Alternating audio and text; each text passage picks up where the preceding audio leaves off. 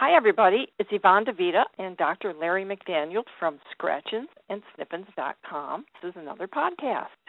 We're going to talk about hiking with your dog today. Good morning, Dr. Larry. Good morning, Yvonne. It's another beautiful sunny day in the mountains of southwest New Mexico. Good day to take your dog for a hike, I might add. Yeah, and I think people in your area of the country and people where my daughter lives in Colorado who, by the way, she tells me all the time, Mom, it doesn't snow as much here as the news tells you that's in the mountains. But she takes her dog with her in the mountains. So I was wondering, when we take our dogs in an area like a mountain area or a park, let's say, we have beautiful parks here. So in the summer, if I were to take my new puppy, if I ever get one, with me on a hike, what should I take with me? What should I be on the lookout for? Our safety and making sure we have a really good experience. Okay. Well, I think there are a few general things you need to consider. First of all, before we even get into health issues, you've got to figure out where you're going to hike. And in doing a little research for this project, I came across an interesting website that identifies dog-friendly trails across the countries. But anyway, you have to know the rules. You know, we've talked before about national parks like Yellowstone and Yosemite Glacier, places like that. You can bring your dog into the park, but they're not allowed on the trails, even if they are on a leash. Oh. And national monuments are the same way. We have a little national monument up north of us, the Gila Cliff Dwellings National Monument, actually part of the National Park Service, but they don't allow dogs on the trail. Most national forests do allow dogs, but they do have some rules. I think some of the best places to hike with your dogs are in wilderness areas, which are within national forests. I don't know if you have any in upstate New York, but you do have, certainly you have those great state parks in New York. Yeah, we do. And so I think that you just need to check with the governing body of the place where you want to hike first, and make sure that dogs are welcome. And then, kind of related to that, you have to, for a pleasant situation, you have to make sure that you can control your dog. And I think in most cases, this means a leash, unless your dog is extremely well trained to voice commands. Mm-hmm. And, a lot of people say their dogs are that way, but in the heat of battle, like if there's a white-tailed deer in the Adirondack State Park there in New York and your dog sees it, sometimes chasing that deer overcomes their ability to respond to your calls. So unless they will respond to you in a situation like that, or where for instance, some people on horseback are coming your way, you've got to be able to physically or verbally control your dog. And or another hiker with a dog. Exactly. That's exactly right. I've witnessed some dog-on-dog encounters in the backcountry.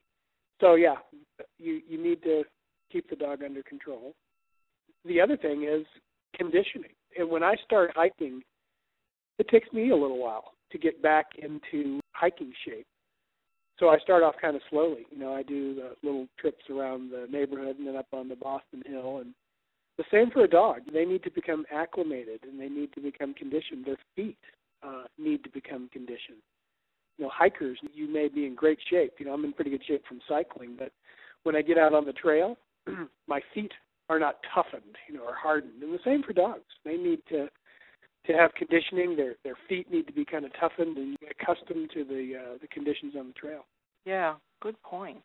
I'm assuming also you need to bring things like water and maybe even some food. Yeah, I think that's a great idea, depending on how long you're going to be out. Water, definitely. And if your dog is hiking off the leash, they will do twice as much mileage as you're going to do. And they tend to heat up faster, especially on a hot day with their coat. Right. So you really need to make sure they're hydrated. In our part of the country, if there's water in the creek, it's usually clean enough for them to drink. In some parts of the country, that's not the case. And they can pick up giardia, just like people can, out of contaminated water. So in a lot of parts of the country, it's a good idea to make sure you're carrying enough water for you and your dog. Down here in the summertime, most people don't hike during the heat of the day in the summertime around here. But you can go through a couple of gallons on a long hike with your dog. So And some people will train their dogs to drink out of a squirt bottle, like Phil. You know, Alice. We talk about Alice a lot on the blog. Alice is doing well, by the way. She came over for a visit yesterday. But she will drink right out of Phil's, tube. He's got a backpack with a hydration system in it. And he can squirt water in the air, and Alice will lap it right out of the air. You can do the same with a bottle. I've seen other people train their dogs to do that. What but about then you can also carry collapsible water dishes. Yeah. I think that's what my daughter does. She has because I've seen her. When she goes to the dog park, she also brings it to the dog park. So those work really well. And, the signs of a dog overheating are they'll be panting. They'll be going from shady spot to shady spot, trying to keep out of the sun as much as possible. So just make sure that every time you take a drink, you offer a drink to your dog. I think that's a good rule of thumb. How about preparing for inclement weather?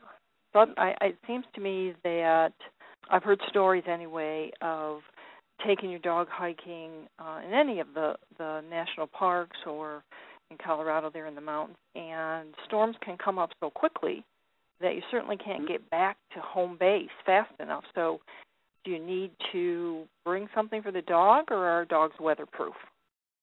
Well, it depends. In the summer around here, we have thunderstorms almost every afternoon. So if we're hiking in the summer, we usually have with us a light rain shell. Now, we never use that with Alice. Alice is part Labrador Retriever. So, she would spend most of her time underwater if she could.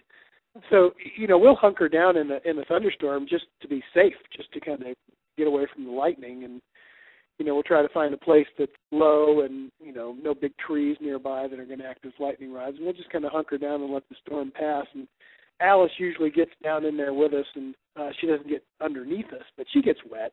And I think that dogs the thunderstorms around here, they're gone in a half an hour, and Alice is dry 20 minutes after that. So I don't worry too much about that.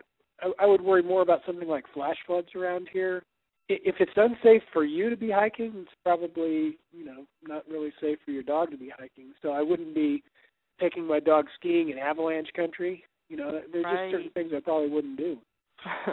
Right. And I wonder, some people are a little reckless, and so they think putting themselves in danger is a lot of fun. But if you're hiking, let's say in the middle of winter because you like being outdoors, and a huge snowstorm could come up, you're in trouble. If you've got the dog with you, that's even more trouble, because now you got two warm bodies to think about. But those are things people should consider. Oh, definitely. You should never go out for a hike without knowing what the weather forecast is. Right. That gets just simple common sense for people. But, people continue to get stuck out in the backcountry. We had a person lost up in our wilderness, pretty experienced person, lost last summer for 3 or 4 days. So it can happen. Wow. Well, the other thing, you talked about what to take. You can take a little bit of their food along with you. You can take dog treats, just something to give them a little boost of energy, because like you, they could use a little snack. If you're feeding a good quality pet food that's got a lot of energy density, nutrient density in it, then a little bit of that, give them a few kibbles of that. It's just like you gnawing on a power bar or something like that. So that's not a bad idea. And dogs can pack their own stuff. Back when we were taking Darcy into the backcountry, she went on many backpacking trips with us, and we bought her a little backpack for a small dog. It came in different sizes. Mm-hmm. You need to make sure that the packs fit the dog. So most companies that sell doggy backpacks will sell sizes for small, medium, and large, and extra large dogs. But Darcy used to carry some stuff along with us. She'd carry her own food. And a dog should be able to carry, if they're conditioned and you've gotten them used to it, they should be able to carry about a third of their body weight if you're into backpacking. And that can be really helpful, because dog food takes up a lot of space. Wow. Interesting. Well, I think that's been real helpful for me. I hope it's going to be helpful for our listeners.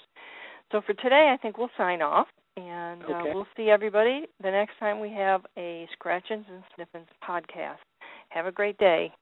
Happy hiking.